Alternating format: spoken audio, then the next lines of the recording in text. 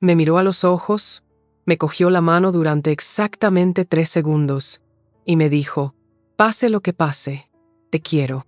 Luego salió de la habitación del hospital como alguien que va a almorzar, no como alguien que está a punto de perder a su madre. Me desperté horas después, débil, cocida, confusa, y lo primero que me dijo la enfermera fue: «Su hija se fue hace horas». Dijo que tenía que empezar a hacer preparativos, arreglos, para un funeral que nunca tuvo lugar. Entonces lo supe. No debía despertarme. Antes de seguir adelante, suscríbete al canal y dale a la campanita, y si tienes historias similares, compártelas en los comentarios. Gracias. Recuerdo aquella mañana como una mancha en una copa de vino, clara en su forma, pero distorsionada en los bordes. Hacía meses que tenía mis sospechas. Sobre Rachel, sobre Greg, sobre la forma en que se cernían con educada preocupación, pero nunca con calidez. Hay una diferencia entre preocupación y conveniencia. Podía sentirlo en la forma en que Rachel programaba mis citas de oncología en torno a sus clases de pilates, o en cómo Greg me preguntó, 2 veces, si tenía una carpeta de asuntos finales. Llevaban semanas rondándome como buitres educados, pero esa mañana todo cristalizó. Estaba en la cama del hospital, con cables en ambos brazos y un dolor sordo en el bajo vientre debido a la preparación preoperatoria. El aire olía a antiséptico y a tostadas frías. Rachel entró con un café que no me ofreció, con el pelo recogido en esa coleta tirante que se hacía cuando necesitaba sentirse superior. Greg estaba detrás de ella, con el teléfono en la mano, a medio ojear. «Buenos días, mamá», me dijo como si fuera a fichar. Asentí con la cabeza. No tenía energía para fingir. Ese día no. «Deberías conocer las probabilidades», dijo, casi como una ocurrencia tardía. El médico fue bastante directo: 73% de riesgo de complicaciones, más alto por tu edad y tus antecedentes. Greg añadió: «Dijeron que deberías considerar una DNR. Tú lo hiciste, ¿verdad?». Parpadeé. «¿Quieres decir una orden de no resucitar?». Asintió con la cabeza, demasiado rápido. «Sí, por si acaso». Rachel lo miró como si hubiera revelado demasiado. Luego sonrió, suave y ensayada. «Pase lo que pase». «Te quiero», dijo, y me apretó la mano una vez. No fue un apretón de hija, fue un apretón de despedida. Y luego se fueron. Me desperté después del mediodía. Las luces eran demasiado brillantes y todo estaba demasiado silencioso. Por un momento pensé que había muerto, hasta que sentí el pinchazo de unos puntos en el estómago. La enfermera entró con un portapapeles y un alegre: «Bienvenida de nuevo». Intenté preguntar dónde estaba Rachel, pero tenía la garganta seca como el papel de lija. Conseguí balbucear: «Hija, se fue hace horas», dijo la enfermera, que seguía hojeando los historiales. Dijo que tenía que empezar a hacer preparativos. Mi corazón se hundió como un ancla. Arreglos. No una vuelta a casa. Ni sopa. No un especialista postoperatorio. Arreglos. No lloré. Ni entonces. Ni cuando me dieron el alta 4 días después. Sola y rígida y todavía sangrando a través de mis vendas. Ni siquiera cuando me di cuenta de que nadie vendría a recogerme. Rachel no envió flores. Greg no llamó. Ni siquiera un mensaje de texto. Llamé a Marnie desde la iglesia. Apareció en 20 minutos, con los brazos llenos de mantas y sopa, y una expresión sombría que me decía que ya sabía que algo iba mal. Me alojé en una habitación de motel barato cerca de la autopista, de esas con sábanas finas como el papel y un mando a distancia que apenas funcionaba, pero hacía calor y era mía. Y lo más importante, me daba tiempo para pensar. El buzón de voz llegó esa noche. «Sra. Delaney». Empezó la voz de un hombre. «Soy Thomas Avery de Avery, Price Legal. Estoy haciendo un seguimiento de los documentos testamentarios que firmó la semana pasada. Lamentamos mucho su pérdida. Estamos preparando los documentos finales. Por favor, avísenos si ha llegado el certificado de defunción». Lo escuché 3 veces. Luego abrí el cajón de la mesita de noche del motel y saqué la Biblia de Gedeón. No para rezar, todavía no. Necesitaba papel y un bolígrafo. porque Rachel me había descartado. Pero todavía estaba aquí, y tenía trabajo que hacer. Dicen que la gente te muestra quién es cuando cree que te has ido para siempre. En esos 4 días que pasé recuperándome sola, cosida como una colcha desgastada, me mostraron más de lo que nunca pedí saber. La habitación del motel desprendía un ligero olor a moho y desesperación. En la colcha había un estampado de rosas descolorido, del tipo que pertenecía a otra década. Permanecí tumbada la mayor parte de la primera noche, escuchando el zumbido de la nevera y la lejana autopista. Cada sonido me recordaba que no estaba muerta, pero tampoco en casa. Y a la segunda mañana me di cuenta de que ya no tenía casa. Rachel no salió de la habitación del hospital como quien va a tomar un café. No, niña, siguió adelante, con gusto, como si yo ya estuviera enterrado. Mientras yo seguía conectado a vías intravenosas y cosido desde el esternón hasta la pelvis, ella empaquetaba mis platos, cambiaba las cerraduras y les decía a los vecinos que la casa pronto formaría parte del patrimonio. Marnie, bendito sea su entrometido corazón, se enteró primero. Fran, me dijo sobre la avena recalentada del motel, odio ser yo quien te lo diga, pero esta mañana he estado en el mercado. Me encontré con Greta Simmons, ya sabes, del círculo de acolchado. Dijo que vio a Rachel delante de tu casa, hablando con esa agente inmobiliaria. ¿Cómo se llama? Tiffany algo. La del acento francés falso. Parpadeé, insegura de si la anestesia había desaparecido de verdad. Marnie me sirvió más té tibio. Dijo que Rachel le había dicho que habías fallecido. La cuchara que tenía en la mano repiqueteó contra la taza. No dije nada, pero mi mente empezó a chasquear como los zapatos de una enfermera sobre baldosas. Fría, aguda, metódica. Rachel no solo se había preparado para lo peor, lo había plantado, lo regó, lo había programado en su semana. El mensaje de voz volvió a sonar en mi cabeza. Thomas Avery, especialista en sucesiones. No sabía mucho de derecho, pero sí lo suficiente por mis años de enfermera. Viendo a familias hurgar en los testamentos como mapaches en los cubos de basura, como para darme cuenta de que la legalización de un testamento no era algo que se tramitaba para alguien que se recuperaba en un Motel 6. Rachel estaba arreglando mis asuntos mientras yo todavía me estaba ajustando los puntos.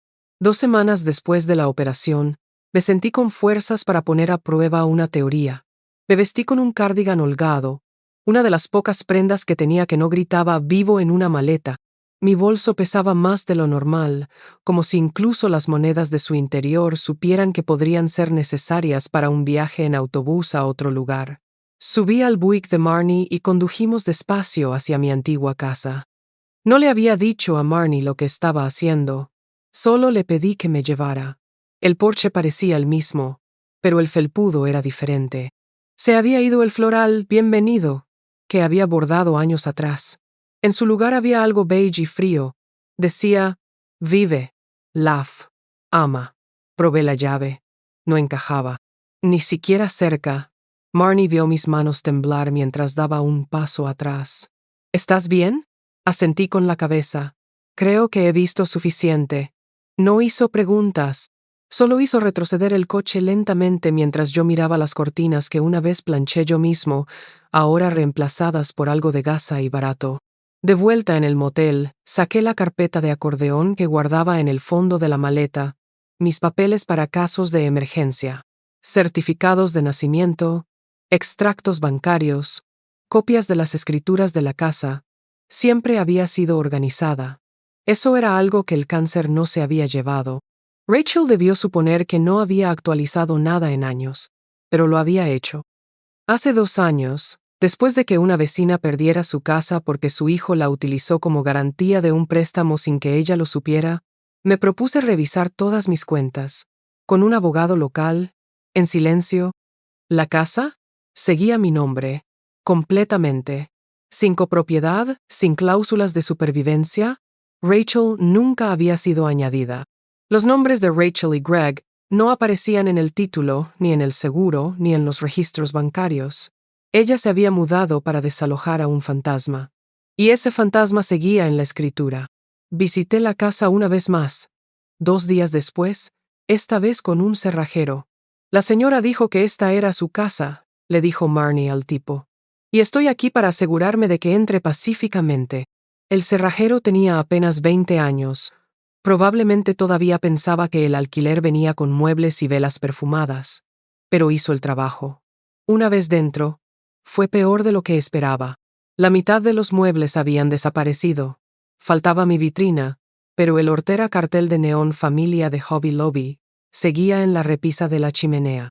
Había cajas apiladas en el comedor, etiquetadas con mi nombre en Sharpie negro. Arriba, mi armario había sido vaciado. Los cajones estaban vacíos. Solo un rosario roto yacía enroscado como un signo de interrogación en mi cajón superior. Pero el cajón de la cocina me dijo todo lo que necesitaba saber. Ya sabes cuál. El cajón de los trastos. Con las pilas que pueden o no funcionar, las gomas elásticas estiradas hasta la inutilidad, las viejas postales que nunca enviaste, una Polaroid de tu marido de 1980 y 3 con salsa barbacoa en la camisa. Se han ido. Todo. Fregado como la escena de un crimen. No es obra del dolor. El trabajo de cálculo. Llamé a Avery, Price Legal, a la mañana siguiente. Pedí hablar con el señor Avery. Parecía educado. Eficiente. El tipo de hombre que siempre usa posavasos y se refiere a su secretaria como miembro del equipo. Solo estoy haciendo el seguimiento de un papeleo, le dije dulcemente. Creo que me dejaste un mensaje de voz. Algo sobre los últimos trámites. Hubo una pausa. Ah, sí. Sí, claro. ¿Puedo preguntar, con quién hablo? Francine Delaney. Otra pausa. Más larga. Sra. Delaney. Dios mío. Le pido disculpas. Teníamos la impresión. ¿Que estaba muerta? Un latido. Error de comunicación, soltó. Su hija insistió en que todos los pasos legales habían sido despejados. Actuábamos de buena fe. Seguro que sí, dije. Pero debería saberlo. Los informes sobre mi fallecimiento eran muy exagerados. Colgué. Y me reí. Más fuerte de lo que lo había hecho en meses. No quería vengarme. La verdad es que no. Quería realidad. Quería dejar de fingir que Rachel aún me quería, que Greg no era una serpiente con pantalones, que yo solo era una carga demasiado testaruda para irme en silencio. Querían un funeral. Así que decidí darles una resurrección en su lugar. Llamé a un contratista, un pequeño equipo local. Les dije que quería hacer cambios en la casa. Grandes. Luego llamé al banco. Suspendí los pagos de la hipoteca. Y empecé a limpiar el terreno. Figurativa. Y literalmente. Rachel pensó que podía limpiarme como si fuera comida caducada. No tenía ni idea de que yo era la despensa. Todavía abastecida. Aún fuerte.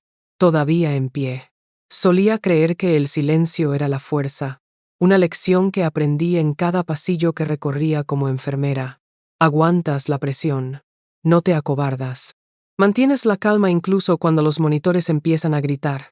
Pero el silencio al que volví después de aquel hospital, el silencio de una casa que me habían borrado, no era fuerza, era un robo. La puerta del dormitorio principal estaba abierta. Ese fue el primer sobresalto. Rachel siempre había llamado a la puerta. Incluso de adolescente, cuando se rebelaba contra todo, maquillaje, toques de queda, incluso contra Dios, llamaba a la puerta de mi dormitorio. Pero ahora, ni siquiera quedaba esa cortesía. Mi colcha, cosida a mano durante 6 inviernos, había desaparecido. Las paredes estaban desnudas. La estantería que había ordenado alfabéticamente durante 30 años se había vaciado, salvo un sujetalibros de cerámica con forma de ángel que estaba de lado, como si no supiera por qué lo había dejado. Mi mesilla de noche tenía otra lámpara, nueva, brillante, sin alma. Y donde antes estaba mi foto de recién nacida, ahora había un folleto inmobiliario. No debía despertarme. Eso estaba claro. Lo que no estaba claro era hasta qué punto se habían preparado para un futuro que no me incluía. Al día siguiente empecé a hacer inventario. Rachel había vendido el mío después de la operación. Había vendido el mío después de la operación. Le había dicho al vecino que estaba reduciendo el tamaño de la casa cuando le preguntaron. Mis joyeros ya no estaban. En su lugar quedaban cajones vacíos como una caja torácica despojada de significado. Mis archivos, triturados, pero les faltaba una caja. Estaba en el ático, encajada detrás de la vieja cuna que nunca regalamos, con la etiqueta Francine, licencias de enfermería y patrimonio, contenía lo que necesitaba. La escritura original de la casa, antiguas pólizas de seguro, incluso la copia notariada del testamento que nunca actualicé tras la muerte de Paul. Todo lo que Rachel estaba tan segura de controlar, no lo controlaba. Saqué la escritura de la casa y vi mi nombre en tinta gruesa, Francine Delaney, única propietaria. Al lado, una nota adhesiva se desprendía de un viejo sobre. Actualiza esto. Habla con Rachel. Sonreí, amargamente. Menos mal que no lo había hecho. Pasé aquella noche en un motel. Barato. Seguro. Tranquilo. Me senté en la cama, con el cuerpo todavía rígido por la cicatrización de la incisión, y me quedé mirando la rejilla de ventilación que zumbaba sobre el espejo del baño. Y me hice una promesa. No sobreviví a la operación en vano. Durante las semanas siguientes, la recuperación se convirtió en mi castigo. Comí bien, di paseos cortos, pedí favores. Mi amiga de la iglesia Helen, una asistente jurídica jubilada, me ayudó a comprobar que Rachel no tenía acceso a nada legalmente vinculante. Resulta que Rachel se había tirado un farol para abrir cuentas utilizando mi apellido y su certificado de matrimonio. Pero los bancos son raros con el papeleo, y ella no tenía ninguno de verdad. Abrí una cuenta nueva, moví lo poco que me quedaba. Llamé a la Seguridad Social y puse al día todos los puntos de contacto. Y lo más importante, hablé con una mujer llamada Marla, a quien conocí en un seminario sobre cuidados paliativos. Desde entonces, había fundado una organización sin ánimo de lucro dedicada al cuidado de ancianos sin familia al final de la vida. ¿Sin familia?, le dije, riendo entre dientes. Supongo que ahora soy yo. Marla no se rió, pero su silencio fue amable. Dijo que siempre había necesidad. Siempre hay sitio para alguien dispuesto a hacer sitio a los demás. Aunque sea una casa pequeña, añadí. Especialmente si es una casa pequeña, respondió ella. Todo empezó con los planos. Contraté a un contratista local, alguien en quien confiaba de la iglesia, y le dije 3 palabras: que sea sagrado.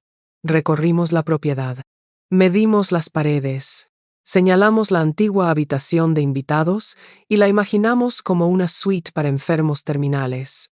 Puertas anchas, ducha a ras de suelo, barras de seguridad, el cobertizo del patio. Lo convertimos en una sala de meditación con claraboya.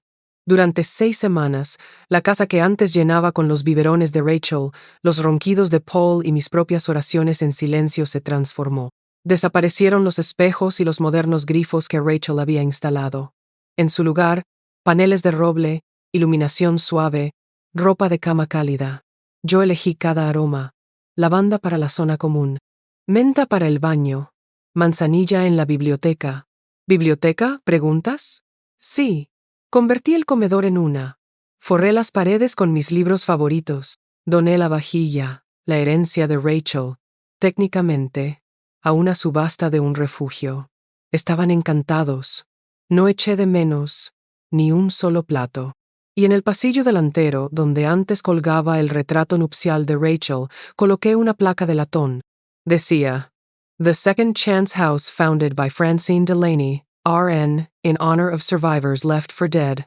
No lloré cuando la vi montada, pero me quedé allí mucho tiempo, con los dedos rozando las letras pensando, ahora nunca me borrarán. Antes de que naciera Rachel, pasé la mayor parte de mis 20 años curando cuerpos rotos y sosteniendo las manos de los moribundos. La gente cree que la enfermería consiste en medicación y constantes vitales, pero no es así. Se trata de escuchar, observar, saber cuándo el dolor de alguien es más profundo de lo que puede mostrar un gráfico. Ahí es donde aprendí resistencia. Y el silencio, el que contiene la respiración mientras espera lo peor. Cuando Paul y yo nos casamos en 1973, yo traía conmigo 2 cosas: una lealtad obstinada y una columna vertebral hecha de todos los turnos de urgencias a los que había sobrevivido. Paul, bendito sea, era más amable. Un maestro de escuela con ojos cálidos, una sonrisa con hoyuelos y una extraña afición por los rompecabezas. Me llamaba su calma en la tormenta. Yo lo llamaba hogar. No éramos ricos, pero éramos estables.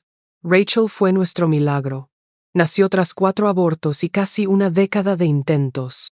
Lloré cuando la pusieron en mis brazos. No lágrimas silenciosas de gratitud, sino lágrimas temblorosas y jadeantes, de esas que te hacen doler las costillas. Era pequeña, con la cara roja, ruidosa. ¡Mi preciosa y salvaje niña! Paul la adoraba.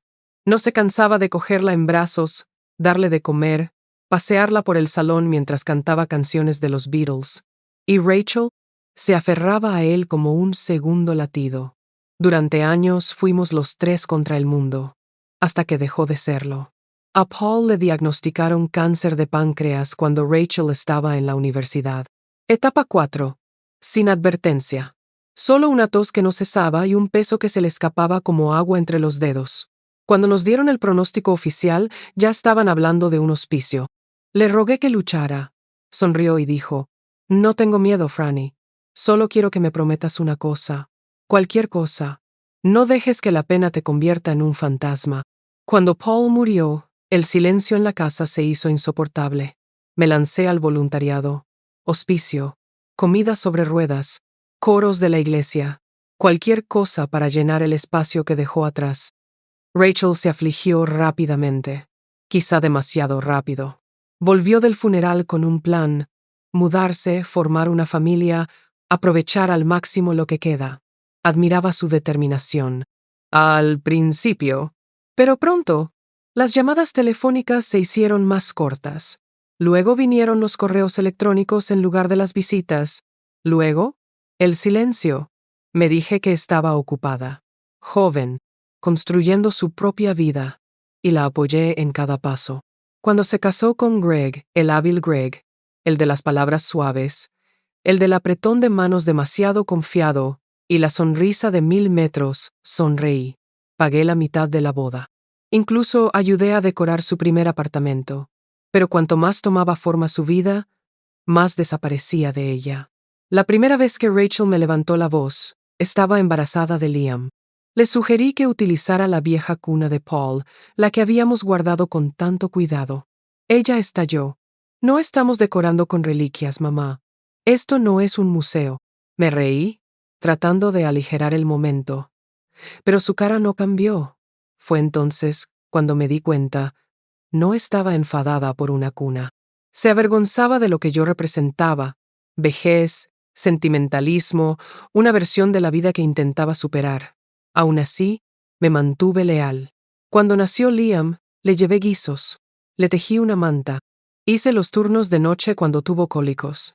Rachel parecía agradecida durante un tiempo. Pero incluso la gratitud comenzó a parecer una actuación. Sonrisas superficiales, agradecimientos forzados, seguía pareciendo de todos modos, porque eso es lo que hacen las madres. La operación lo cambió todo, no la operación en sí, sino lo que reveló. Cuando Rachel insistió en ocuparse de mi documentación médica, pensé que era amor.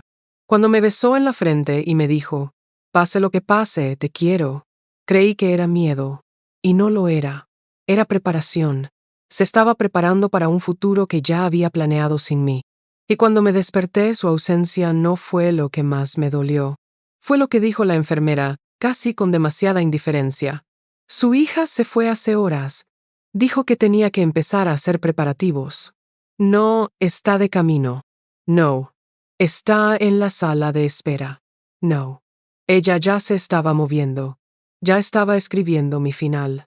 Hay una fotografía que guardo en mi cartera. Es Rachel a la edad de 8 años, en overol, sosteniendo un pollito. Tiene los ojos muy abiertos, la cara manchada de tierra y una sonrisa torcida. Aquella niña habría llorado si hubiera sabido en lo que se había convertido. Esa niña creía en la magia, en la bondad y en los deseos de cumpleaños susurrados a las estrellas. A veces miro esa foto y me pregunto, ¿a dónde ha ido? Pero entonces recuerdo que el mundo no nos cambia. Nosotros dejamos que lo haga. Rachel eligió el desapego. Eligió la frialdad.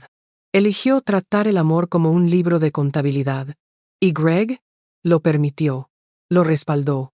Probablemente se benefició de ello. Pero yo elegí la verdad.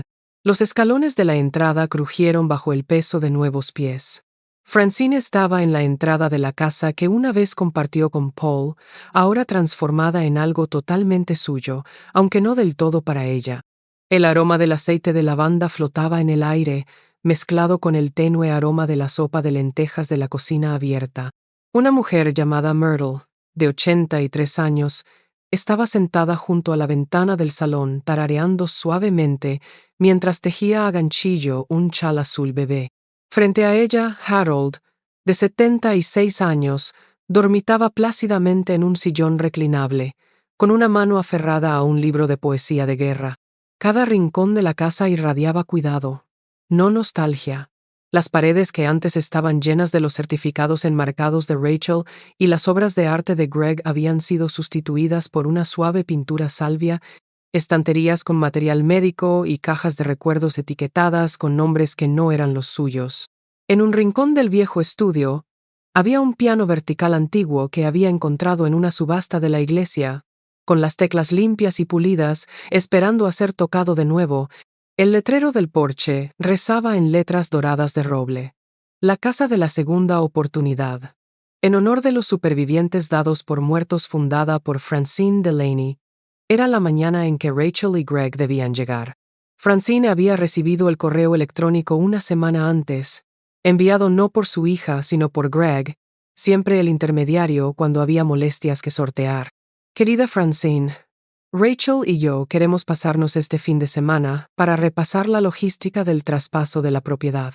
Entendemos que has tenido algunos contratiempos de salud y nos gustaría ser respetuosos con tu tiempo y tu espacio. ¿Te viene bien el sábado a las 10? Saludos, Greg. Sin disculpas. Ni flores. No. ¿Cómo te sientes? Solo una suposición de que la casa, su casa, era ahora de ellos. Pensaron que se había marchitado, que se doblaría como una de las rígidas batas de hospital con las que la dejaron, que tras unas semanas en un motel sin comodidades, sin familia, sin paredes familiares, estaría demasiado avergonzada para reclamar nada. Pero Francine había aprovechado cada hora a solas para reconstruirse. No a sí misma, nunca se había roto, pero sí su espacio, su propósito y su plan. Contrató a su amigo contratista de la iglesia, un hombre tranquilo con una sonrisa torcida y un equipo de 3 veteranos retirados de la marina a los que les gustaba estar ocupados. En 3 semanas, habían eliminado todo rastro de la presencia de Rachel y reconstruido el espacio para convertirlo en un hospicio para ancianos, financiado con los ahorros de Francine, su pensión de enfermera y una modesta herencia que había recibido de la tía de Paul. Hizo los trámites legales. Formó una organización sin ánimo de lucro. Registró el nombre. Todo en regla. Y había eliminado discretamente a Rachel de todos los testamentos, de todas las listas de beneficiarios de seguros, de todas las directrices sanitarias. Incluso en la lista de contactos de emergencia de su farmacia local aparecía ahora Myrtle, la mujer que se sentaba con Francine durante sus febriles noches postoperatorias y le susurraba el Salmo 91 hasta que pasaban los temblores. Exactamente a las 10:04 de la mañana sonó el timbre. Francine se alisó la blusa, de color crema con finas rayas lilas, y abrió la puerta para encontrarse a Rachel con tacones y un abrigo de lana, el pelo rizado de una forma demasiado perfecta que sugería que se había vestido más para la actuación que para el tiempo. Greg estaba de pie detrás de ella, sosteniendo una carpeta de cuero llena de papeles. No sonreían, al menos no cálidamente. «Madre», dijo Rachel como si estuviera ensayando la palabra. «Parece que has salido del hospital». «Lo estoy», respondió Francine, «recuperada, gracias a Dios». Greg se adelantó. «Nos gustaría revisar el papeleo. Supongo que tienes las llaves y...» Se interrumpió cuando Myrtle apareció detrás de Francine con una pequeña botella de oxígeno. Rachel parpadeó. «¿Quién es esa?» Francine abrió más la puerta. «Adelante. Querrás ver todo esto». Entraron y Rachel se estremeció al ver la decoración. La lámpara de araña, que ella insistía en que era anticuada, había sido sustituida por cálidos apliques. La mesa de entrada de mármol que tanto había deseado había desaparecido. En su lugar, una estantería baja con gafas de lectura, rompecabezas de sudoku y un cuenco de caramelos de menta. Por todas partes había señales de vida, pero no la suya. Una voluntaria de unos 40 años apareció por el pasillo trasero con toallas dobladas. Un hombre enjuto con una gorra de veterano estaba sentado a la mesa del desayuno con una enfermera que le daba de comer huevos revueltos con suavidad. Rachel entrecerró los ojos. ¿Qué es esto? Francine juntó las manos con calma. Esto es la casa de la segunda oportunidad. Un hogar para los abandonados. Abandonados. Olvidados. Se podría decir que tengo experiencia de primera mano. La carpeta de Greg resbaló ligeramente de sus manos. Pensamos, tartamudeó, supusimos que te habías trasladado a un centro. ¿Muerto? Ofreció Francine, con voz fría pero no cruel. Rachel abrió la boca y volvió a cerrarla. Miró a su alrededor como si tratara de encontrar algo familiar que la anclara, pero no había nada.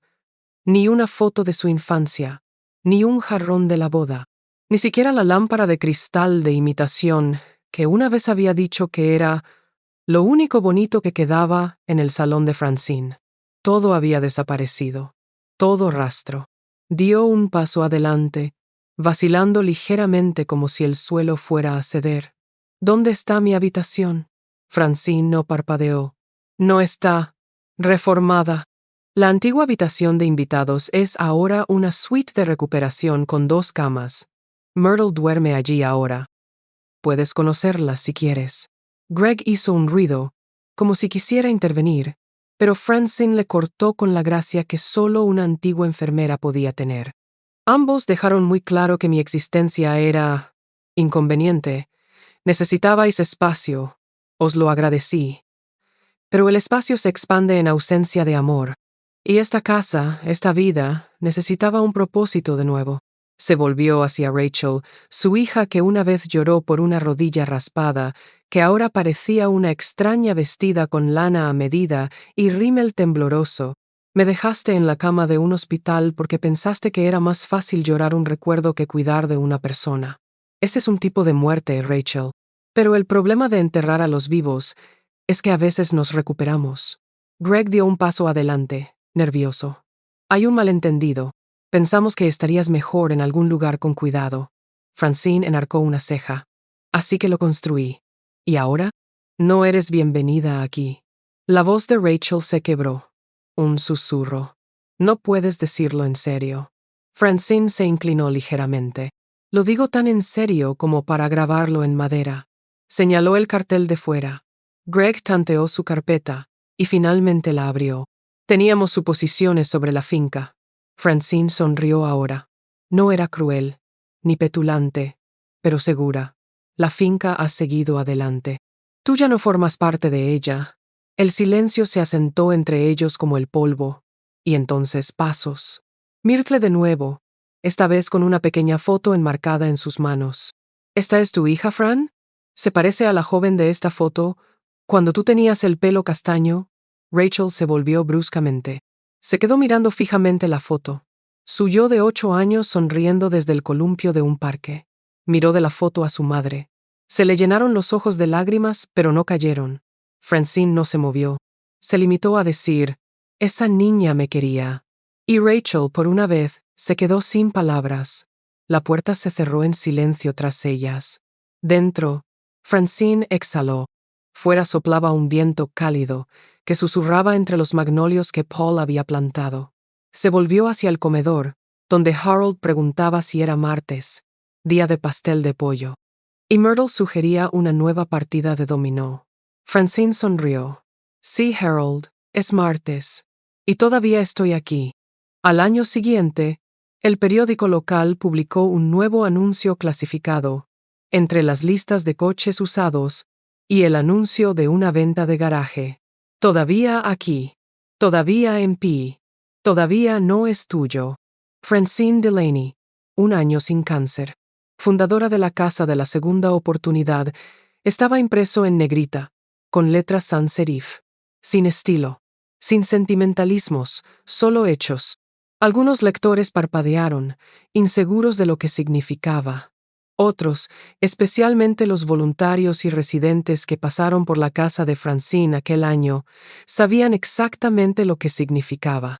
Y una mujer, al otro lado de la ciudad, en un piso que no podía permitirse, lo leyó con manos temblorosas. Pero no avancemos. Todo empezó, en realidad, con un rotulador negro y un sobre de papel manila limpio.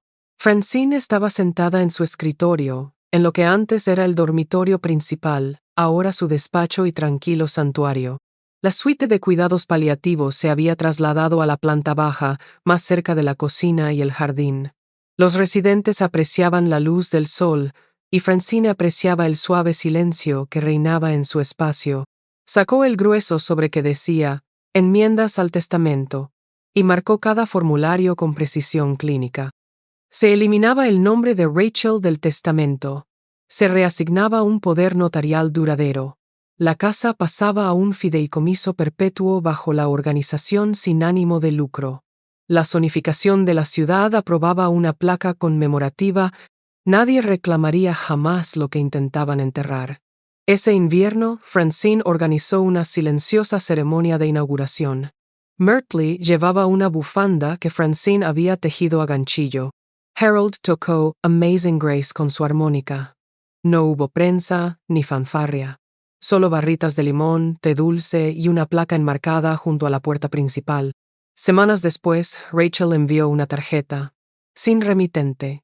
Solo, no lo sabía. Me entró el pánico. Greg me dijo. Francine dobló la tarjeta sin leer el resto.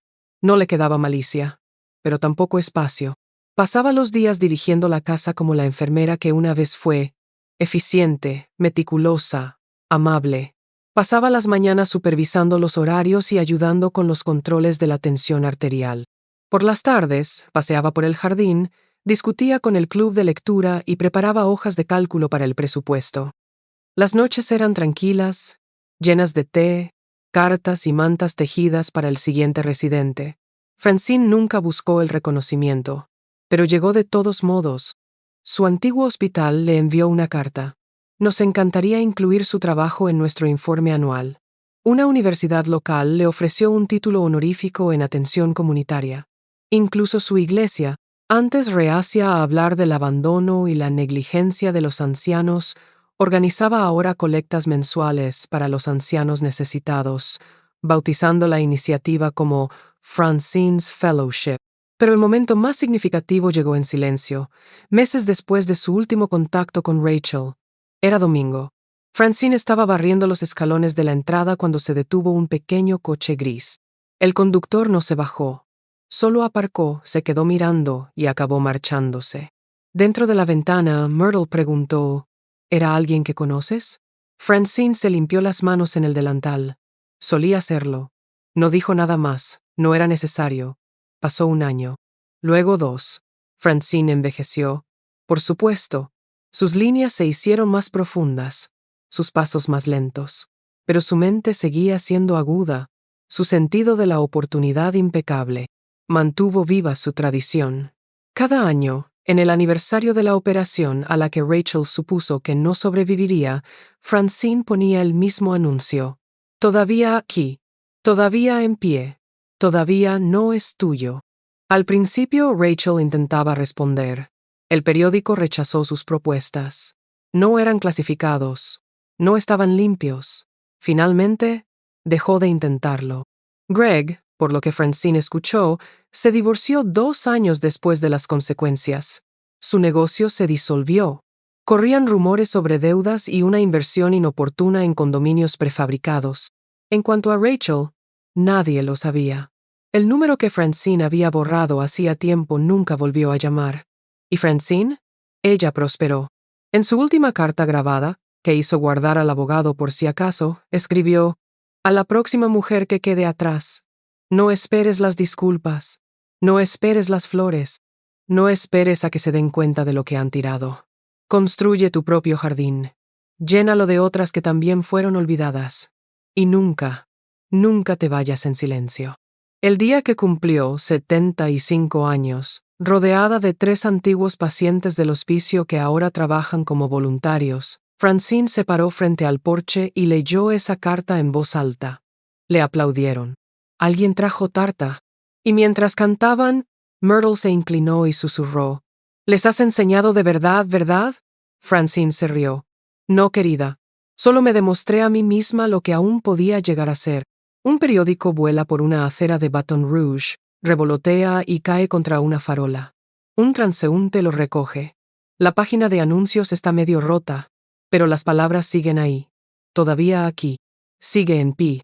Todavía no es tuyo. Sonríen y susurran. Bien por ella. Y eso al final fue suficiente. Suscríbete al canal y dale a la campanita. Y si tienes historias similares, compártelas en comentarios. Gracias.